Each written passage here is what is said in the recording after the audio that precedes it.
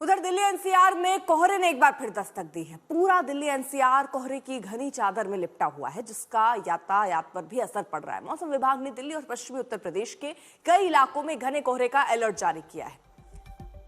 सुबह कई इलाकों में जो विजिबिलिटी थी वो 50 मीटर तक ही रही। मौसम विभाग का ऑरेंज अलर्ट दिल्ली एनसीआर के लिए जारी हुआ है। दिल्ली पश्चिमी यूपी में अलर्ट किया गया है, क्योंकि अभी ये ठंड और कोहरा खत्म होने नहीं वाला है। हल्की बारिश के भी आसार है, और बारिश का मतलब ठंड और बढ़ेगी, गलन और बढ़ेगी। राजधानी दिल्ली समेत पूरा एनसीआर एक बार फिर घने कोहरे और धुंध की चपेट में है। दिल्ली के कनॉट प्लेस से जो मैं तस्वीरें देख रहा हूं, विजिबिलिटी यहां पर 100 मीटर से भी कम है। हालांकि सुबह 6 बजे देश के कई ऐसे इलाके थे जहां पर जो विजिबिलिटी है, जो दृश्यता है एयरपोर्ट पर, वो शून्य हो गई थी। एक तरफ पश्चिमी विक्षोभ सक्रिय हुआ है, जिसके चलते पहाड़ों पर बर्फबारी हुई। देखिए, सिर्फ 100 मीटर की दूरी पर जो तिरंगा है वो आंखों से ओझल है। मौसम विभाग ने जो चेतावनी जारी की थी उसके मुताबिक पहाड़ी इलाकों पर जहां बर्फबारी हो रही है, उसी के साथ साथ मैदानी इलाकों पर ठंड अचानक बढ़ने लगी है। मैदानी इलाकों में भी पारा गिरा है। लेकिन इसी के साथ साथ जो बीती देर रात से जो विजिबिलिटी है उस पर असर पड़ा है।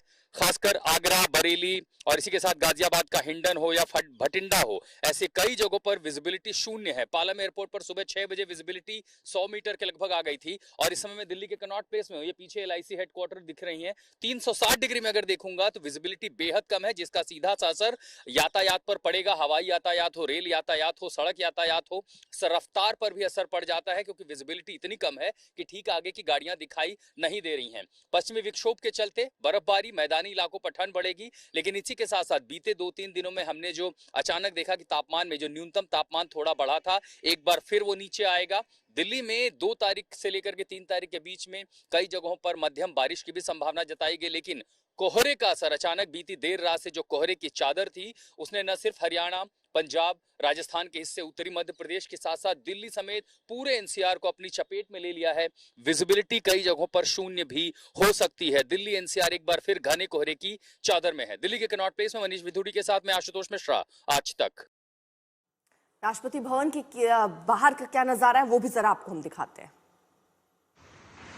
राजधानी दिल्ली एक बार फिर से घने कोहरे के चादर में लपेट चुकी है। मेरे ठीक पीछे 3 मूर्ति है जो लो विजिबिलिटी के कारण ठीक से आपको नहीं दिखेगी, और मेरे ठीक आगे है राष्ट्रपति भवन। लेकिन राष्ट्रपति भवन भी पूरी तरीके से घने कोहरे के चादर में ढक चुकी है। आप देख सकते हैं कि किस तरह जो राजधानी दिल्ली में कोहरे के कारण लो विजिबिलिटी बन चुकी है, और इसके तहत फ्लाइट्स के जो उड़ान भरने की और लैंडिंग की एक समय सीमा होती है, उसमें डिले की संभावना है। सुबह 7 बजे दिल्ली एयरपोर्ट के तरफ से ये एडवाइजरी भी जारी की गई कि कैट 3 के तहत ऑपरेशंस चलेगी, यानी कि जो फ्लाइट्स कैट 3 एनेबल्ड नहीं है उनमें डिले हो सकती है।